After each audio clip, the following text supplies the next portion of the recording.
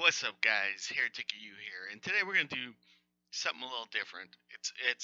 First of all, it's been a while since I've done a video on this channel, and yeah, so I figure I'll just throw something up here, and I just saw Star Wars and Episode 8, Last Jedi, and yeah, I thought I would I'd give a shot at doing a movie review. So let's give it a good go.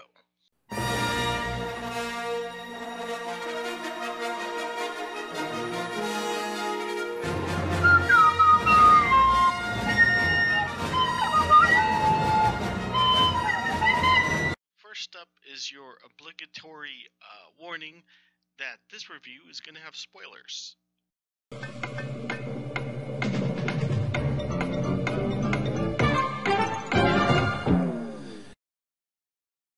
So Star Wars sucked. Yeah, guys, I don't know how else to put it. I don't get it, I've talked to other people that have seen this film and they enjoyed it. They will defend it to the death, and yeah, I just figured I would just put my opinion out there because I'm like, are we watching the same fucking thing? Let's start off with the first scene, okay? And to me, this like sets up the movie pretty badly. So we have the scene where basically Poe is sent out to distract the I guess the First Order fleet. They're in pursuit of the Resistance, and so the Resistance ship's trying to get away. Poe flies up, and I'm not kidding you. This is the actual plan. We're gonna send a single TIE fighter up there to stall, and how he stalls is he literally pretends he can't hear the commander. It's just it's just him trolling the commander. Okay, that's the battle plan. It's just a prank, bro. It's just okay. So after the bit of the trolling is done, which was just kind of an odd, I don't know, the humor kind of fell flat to me in this movie. It just seemed off. I don't know, out of place in some places, just weird. That's more of like a nitpicking thing, but whatever. Anyways, Poe then decides like he's going to take down this dreadnought, right? And Princess Leia's like, no, pull back. He like turns off. He's like, come on, I'm gonna take out the guns. So a single TIE fighter, mind you, attacks this dreadnought, takes all of its guns, and they literally say in the movie, they're like, what? Stop it! It's a single TIE fighter. They literally point out the fallacy of this whole situation, right?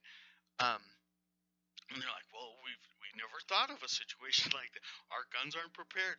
Your guns on the badass ship, the ship that they just built up as this badass thing, right? They have no defense for a single TIE fighter. Jesus Christ.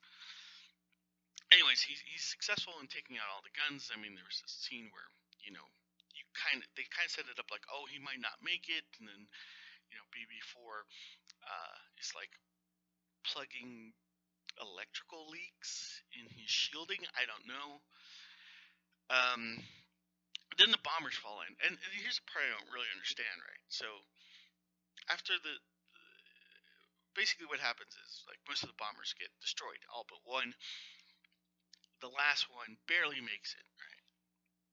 There's this big dramatic scene of it dropping the load, like everything that had to happen in order for it to drop its load at the right spot. All, of course, it's Star Wars, so all Imperial technology is built on single points of failure. They have not learned this, but I mean that's just kind of a given at this point. So I'm sorry, it's like freezing. It's fucking freezing, and so I'm gonna sound weird. And also, I'm on a shitty mic, so yeah, I know. You want to put that in the comments? I have a shitty mic. Go ahead. I got a shitty mic. Anyways, after the successful bombing run, Poe returns, and Leia's like, she's gonna put the smack down, right? And she's like, how dare you do this thing? And you took out the thing, but you cost all these lives. Well, number one, you're in charge, Leia. You are in charge of this operation. Why were the bombers not called off? Right? Problem solved. Just call everybody back. Have Poe just leave him out to dry. Didn't make sense. And then she demotes him. His punishment for literally killing off and like putting, for gross insubordination. He gets a shitload of people killed. Is he's just demoted. He's not like court-martialed or whatever. Okay, fine. Yeah. There's some other stuff that happens in this part where basically they figure out that the ex-stormtrooper guy, his name's I forget his name. Anyways, he and a new character figure out that the Imperial fleet is able to track the rebels through hyperspace. And it was also revealed to Snoke at the time, the general of the, I guess they're not called the Empire, they're called the First Order, but whatever. He lets Snoke knows, hey Snoke, because Snoke is mad, right? He's like, how'd you let, one TIE fighter beat your ass? Which is true. Like, how does that happen?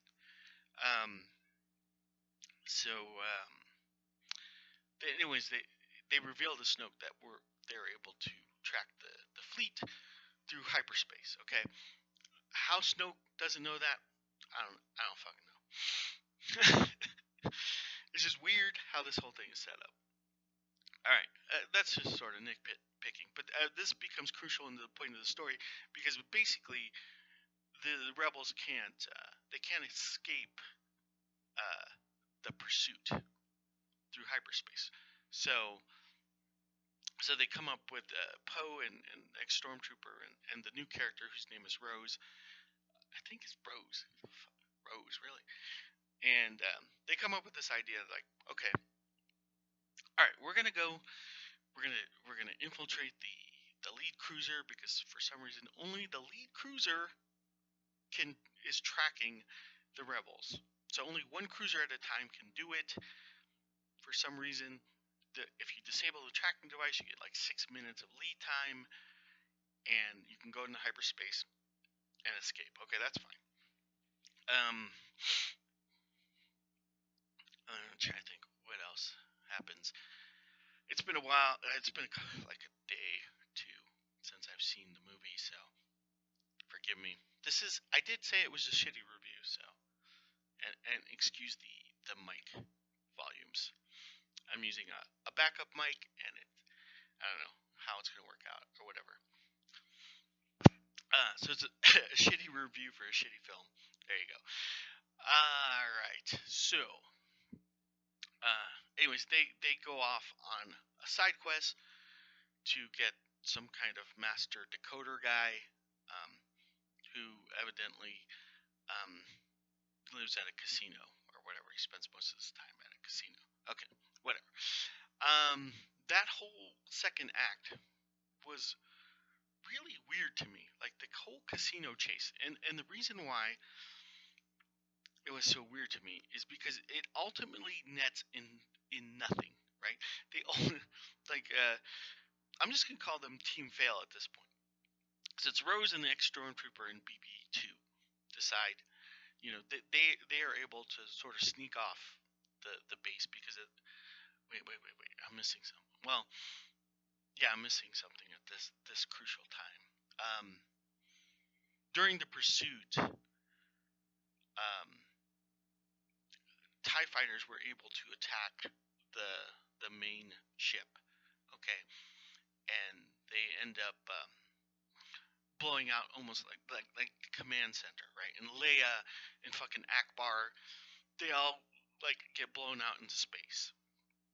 And this was this was the point where like I wanted to check out of the movie because shit you not, this happens like later on.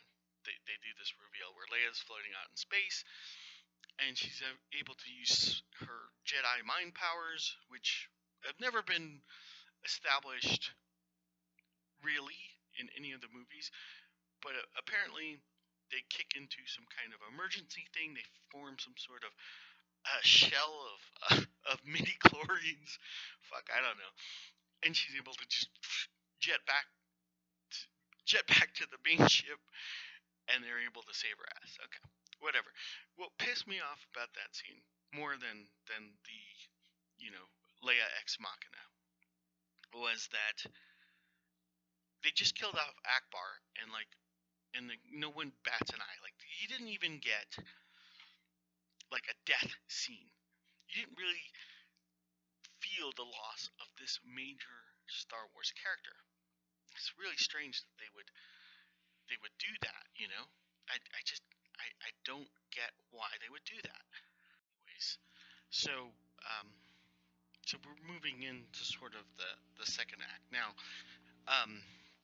Meanwhile, we have Rey um, meeting up with Luke, and Luke basically turning her away. Like, she comes to Luke and says, they need your help. And bear in mind that he just finds out that Han Solo has been killed, and he still doesn't want to aid. His sister's being hunted down by the monster that he set loose in Kylo Ren. And Luke Skywalker, the guy that in previous movies risked everything, including life and limb, literally limb, right, to save his friends, decides no, I'm not going to. And then he sees Rey playing around with a lightsaber, and he's like, okay, I'm going to show you why we shouldn't have Jedi's anymore in 3 easy steps. One of the oh my god, one of the worst parts was like they had this really bad joke where he was like, lesson 1, I will teach you what the Force is. And she sits on this rock or whatever, and she's trying to meditate, and he pulls out like a leaf and tries to tickle her fingers, and he's like, do you feel the Force? Huh? Do you feel it? And she's like, I feel it. And he's like, he slaps her with the, I don't know, it was just a failed joke. It's not a big deal. There was most of the humor in this movie was pretty fail, but yeah, that whole scene was like, what? Why was it even there? Anyways, she, like, after one sentence of encouragement, she is able to get almost a full understanding of the Force, even peering into what the dark side is. And Luke's like, holy shit, you're like, you're so badass. Like, I've only seen this one time before. I'm really scared of you. I'm not gonna help you anymore. Something like that. Okay. Meanwhile, we put together Operation Fail, which is the ex-stormtrooper Rose, I don't know, she's a mechanic or something, and BB-8 are tasked with finding the master decoder at some casino. This was probably one of the worst Star Wars scenes, wow, I mean, since Phantom Menace, the pod racing shit. So they somehow, they find him. Okay, this is fucking space. So they show up, and the first casino they walk into, bam, there he is, and and they managed to fuck that up somehow and get captured. Um, and then we're introduced to a new character. They end up sharing a cell, just happens to be with another master decoder who could have easily escaped this cell. I don't know why he was in the cell in the first place.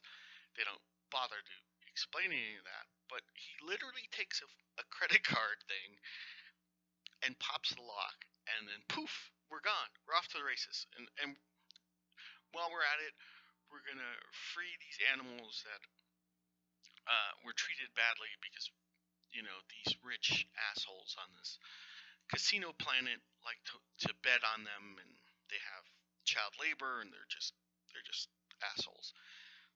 So there's a whole scene where they they let them run wild. They storm the casino. They mess up stuff. There's some more failed jokes about an alien thinking BB-8's a slot machine or whatever. And I at this point I'm like, what? Who greenlit this? Why is this in here? But anyways, they end up being saved by not the master decoder, okay, um, this other guy, and they decide we're gonna trust this other dude with saving basically the entire rebellion without even vetting them, right? This is how much Team Fail has failed in this. Ultimately, none of the stuff that happens in this act has any consequence. It doesn't help. In fact, it just hurts their cause, and I don't even know why it's there. Let's see if I'm missing anything. Um, so they head back to they want to catch up with Poe, who, by the way, is having problems with new management because Leia is hospitalized after performing her miracle. So we're introduced to another new character who is at odds with Poe. For some reason, Poe is just like, "Hey, can you tell me if we have a plan?" I think that's a pretty reasonable request, right? It's pretty reasonable. And she's like, "No, I'm not gonna tell you, okay?" And like Poe believes that they're being led to slaughter, that she's incompetent, and this could have all been solved if she had just told him what her plan was, right? No, but instead we're gonna have to build up to this mutiny. Somehow there's a mutiny that happens within the span of, we're talking from the time that Team Fail was sent out to the casino to now. They have like 16 hours of fuel left. By the way, that is the major plot of episode 8, is that they're being chased and running out of fuel. Okay? Somehow they can't jump to hyperspace because they're going to get tracked anyways, right? So they decide to just gas it forward, and the Imperial the Imperial fleet that's chasing them can't catch up to them. They're just slightly out of range, but then slowly they start picking off the other ships in the fleet. Okay, so like eventually they're going to die. So they set up this this desperate race against time thing, and it all depends on Team Fail to somehow go to a casino in space, find a decoder, a master decoder, whose only description is he's going to be wearing a red flower, right?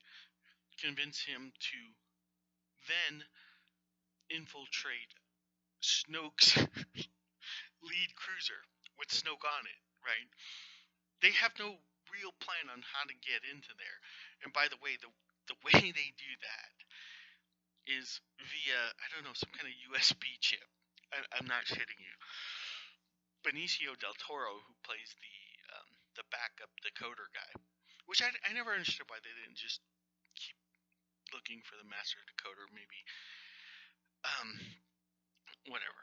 But they they literally get the snow ship right undetected because reasons, and he literally has a USB chip thing that just takes off a partial part of the shield, and then they're able to sneak in, and then the next scene they're just in imperial like uniform. Like they don't even explain how that shit happened.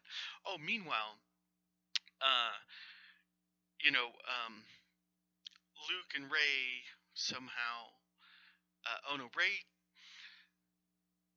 has been contacted by Kylo Ren via astral projection, which is new to.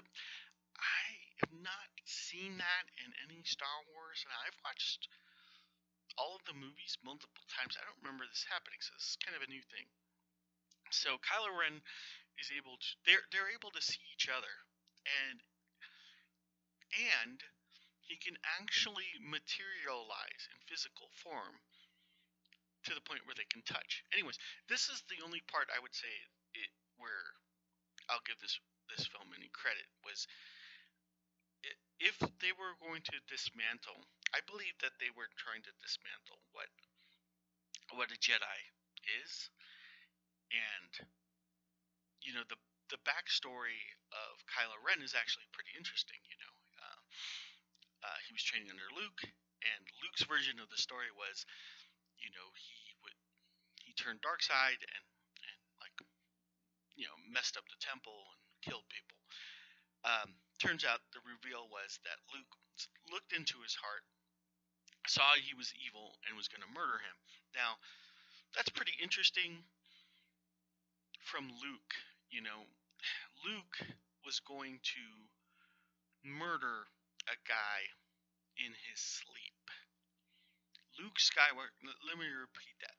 Luke Skywalker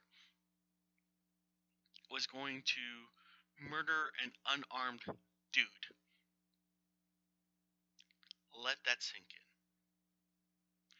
These aren't nitpicks. These are major points of the plot. Think about that for a second. As interesting as that is for an arc of a character, that's a pretty serious thing. And we're now talking about one of the most beloved characters in Star Wars history becoming an outright murderer. And I just don't. I don't know. I think you could have done something.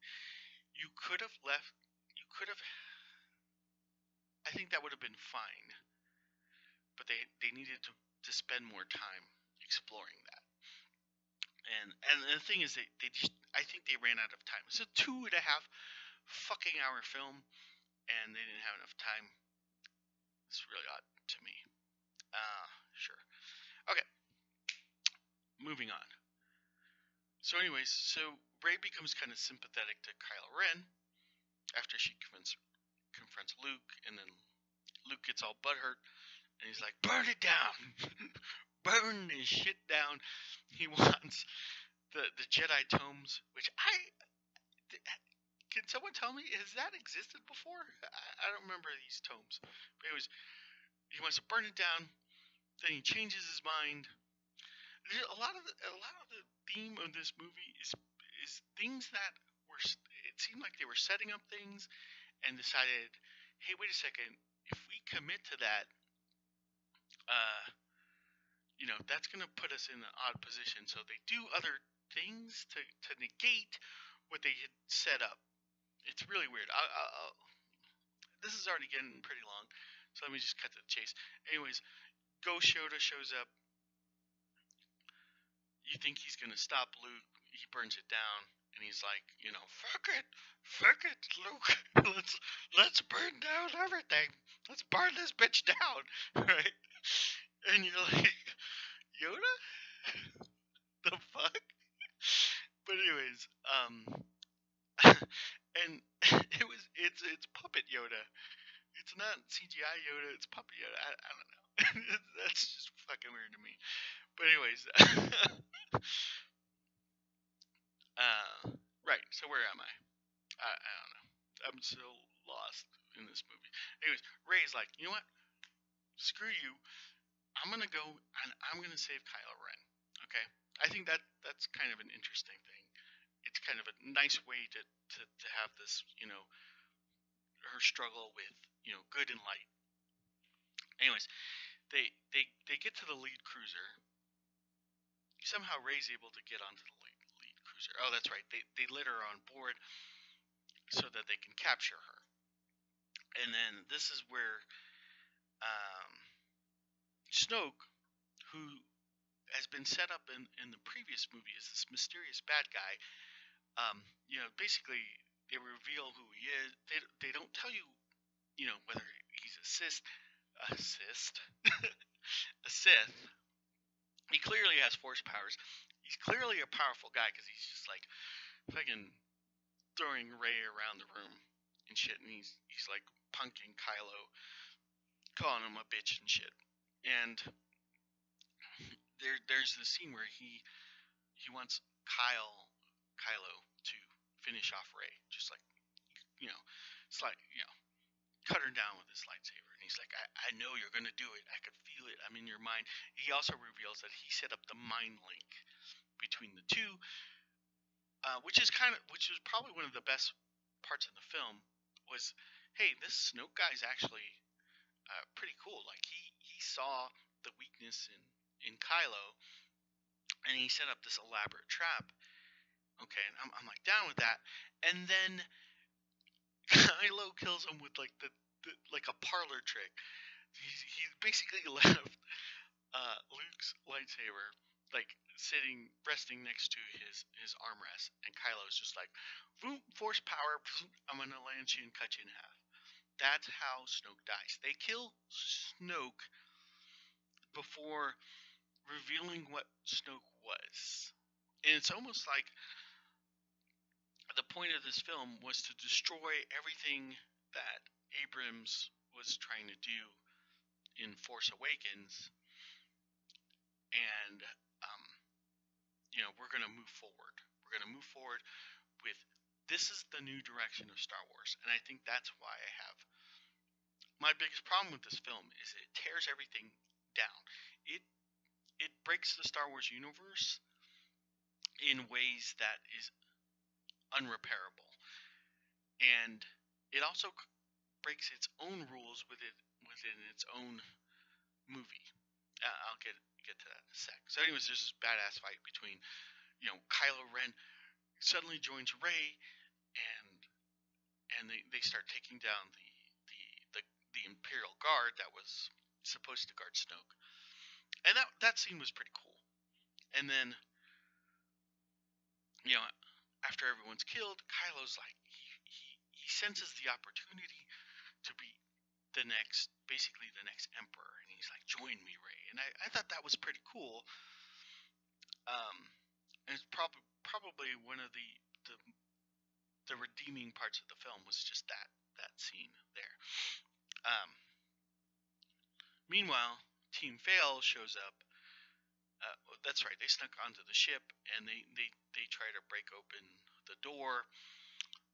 They get caught by Phasma and stormtroopers, and then Phasma's about to execute them, and of course they can't just execute them, right? They have to line them up in front of all of the stormtroopers in the docking bay,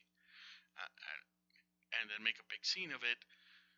Meanwhile, I think this is the part where the rebels are like getting into the smaller transports to escape the main fleet because for some reason, they figured that the Imperials are only going to be focusing on these big ships that they'll be able to sneak these transports down to this other planet where this old rebel base used to be.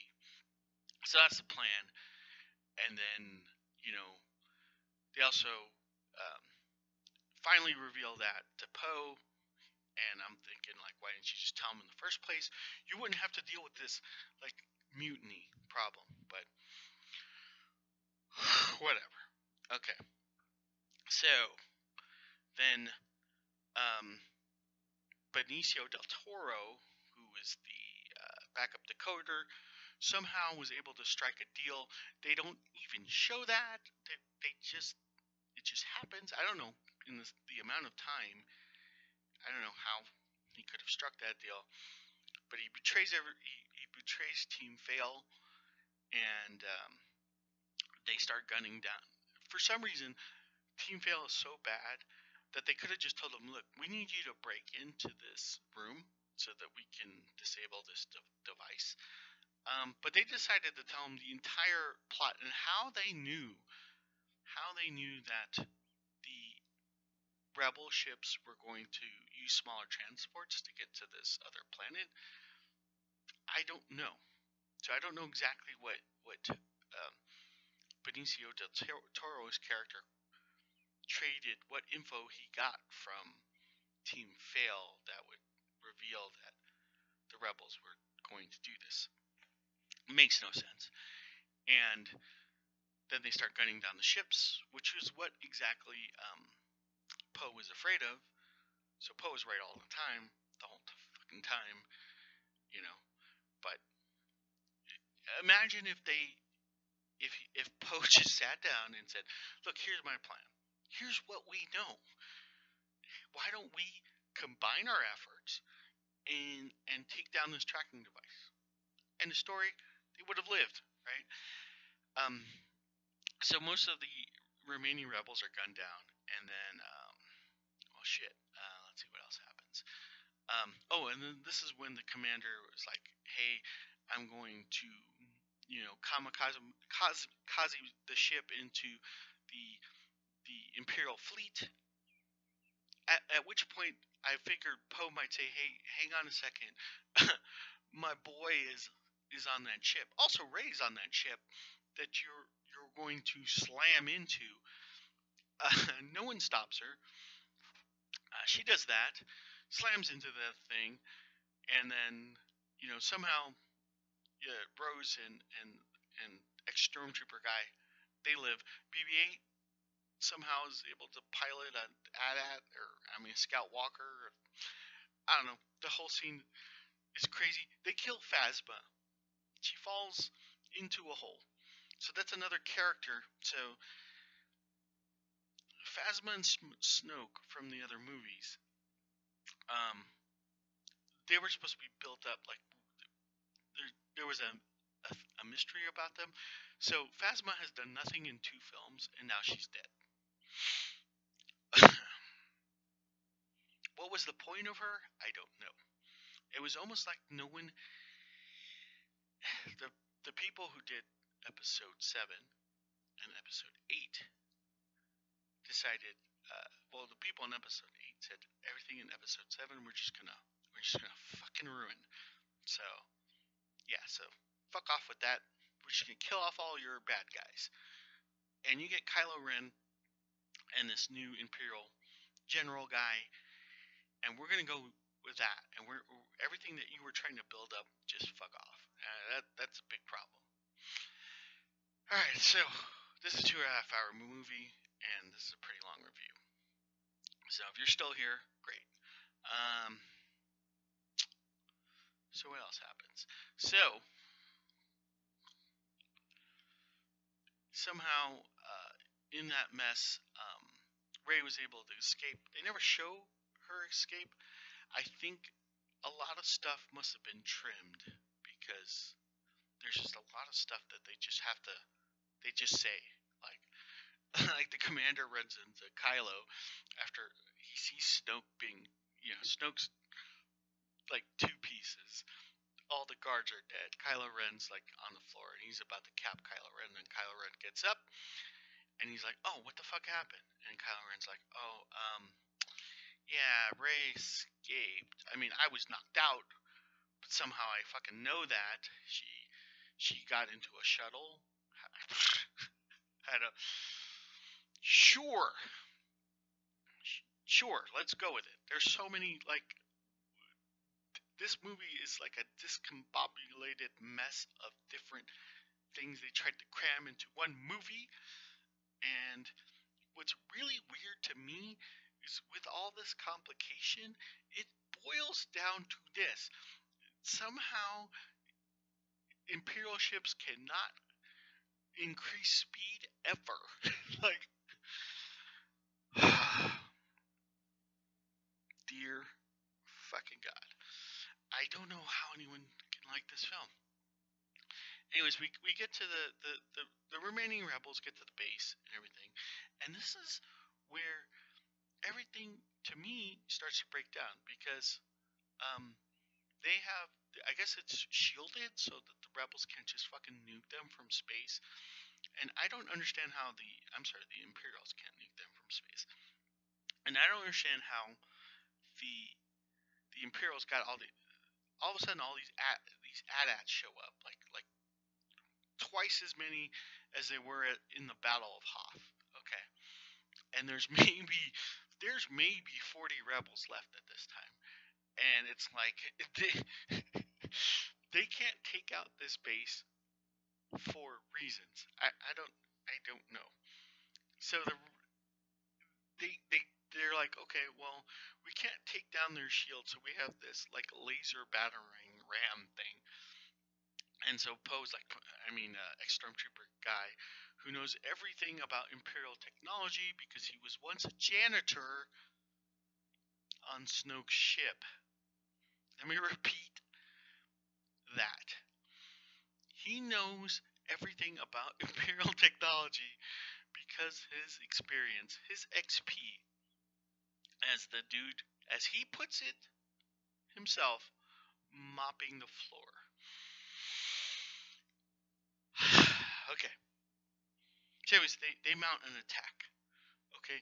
There's, I don't know, maybe a dozen of these little speeders, guys in speeders, going to take out, I lost, maybe six, I want to say six AT-AT transports. And by the way, how did the Imperial fleet still function after, they were basically kamikazed and the ship was cut in half? I don't know how they were able to mount this attack without doing some major repairs, but whatever.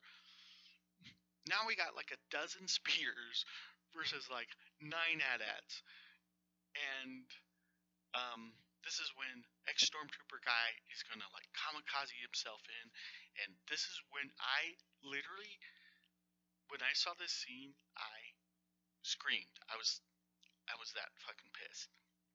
So he's like, you know what? I'm gonna take this out and I'm gonna do this because this was supposed to be his character arc. He started off as a guy who was weak-willed, that wanted to abandon the resistance because he felt there was no hope. Somehow saw the strength after knowing, getting to know Rose, who lost her sister in the initial battle to take out the Imperial Dreadnought, and now has gained his resolve and wants to do whatever it takes for the resistance to win. And this is where it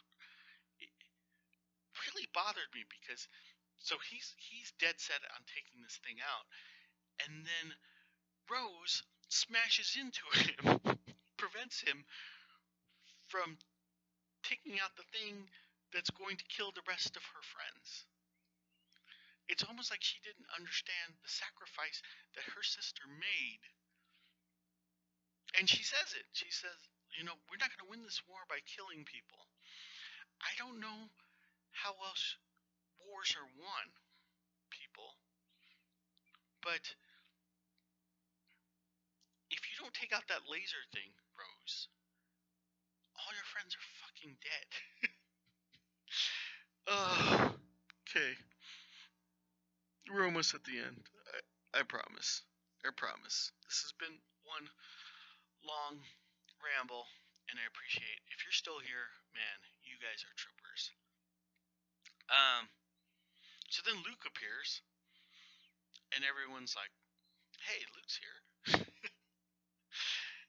He says, Leia, I'm gonna kill, I'm sorry, I tried to murder your son while he sleeps. My bad. Here's some ghost dice from Han Solo. I don't know. I don't know. I don't know how they fucking got away with that. But yeah, so he hands her ghost dice, and then he's like, he walks out to confront like 9 AT-ATs, and then Kylo Ren, who at this point is the only sensible character in the film, a guy I hated in Episode 7, is now my favorite character. That's how fucked up this film became. Um, he's like, okay, unload on this motherfucker, and they just like pow, pow, pow, pow, lasers, poof, everything on Luke, and then he comes out without a scratch, and at this point, no one's wondering why. So Kylo Ren somehow thinks, I'm gonna go down there and face him one on one. That's how, if he can survive a barrage of lasers, what makes you think you're going to take him out? But whatever. So they set up this almost lightsaber fight, and then the big reveal is that he's not actually there. He's using the new Jedi unlocked power of astral projection. At this point, I'm wondering how the fuck does this work? Because earlier in the film, it was Snoke that was able to connect the minds so that Rey and Kylo can see each other, right? So it was Force users, and they really couldn't. Like Kylo said, like I can't even see what's around you. I can only see you. Um. So my question is, what the fuck were all those AT-ATs targeting? How could they see Luke? And let's say you can see his astral projection somehow. Okay, like non-force users can, but what do the sensors target? I don't know. And here's the kicker part of the last part of the film was um, during the lightsaber fight, the rebels figure out, hey, Luke's buying us time so that we can escape. Okay, why didn't Luke just say that? Like, what is with the non-communication in this movie? Just so that they can set up reveals. This is very strange. Anyways, they escape, and Rey finds them, moves some rocks with her mind, and they get away. So that is episode 8, and I just, everything I've said, I just don't see how anyone, if this was any other film, and I explained that plot to you, would you say, oh yeah, but it was still enjoyable? Like, no. Like, no, people. No, just no. I don't know how people are liking this film. It's got like a fucking perfect score on Rotten Tomatoes, and I'm thinking, and I'm leaving out there were some obvious pandering, but that was like the least of this film's problem. The major problem with this film was that it to me felt like it wanted to tear down the Star Wars universe and start over. And oh yeah, and then Luke dies. Luke just passes out and dies. Okay. Um, all of a sudden, the planet that he was on had 2 suns. I think that was kind of a nice homage to the beginning of Star Wars. But Luke is dead. Luke died for astral projecting himself. You just killed off Luke. But before you killed off Luke, you turned him into an anti-hero. You turned him into a guy that was seriously considering murdering an unarmed person. think about that. This is the Star Wars universe that we're going to move forward into. And this is why I say Rebel 1 was one of the best Star Wars films, because it wasn't trying to establish, it wasn't, it was a self-contained story, and it was a good story. Where the sin of Episode 8 is it wants to be the launching board of a new version of Star Wars. That's pretty shit. Anyways, that's my review. And sorry I haven't been posting much. I've been working on my game, my Kickstarter, my board game. So I'm just going to plug it here at the end. Thanks, guys, for watching. If you're interested in the project, I'm going to put links down below where you can support the project. And, we're actually going to launch in a couple weeks. So if that's something you're interested in, if you want to support me in any way, that'd be great. Yeah, thanks for hearing me ramble. And yeah, I'm done.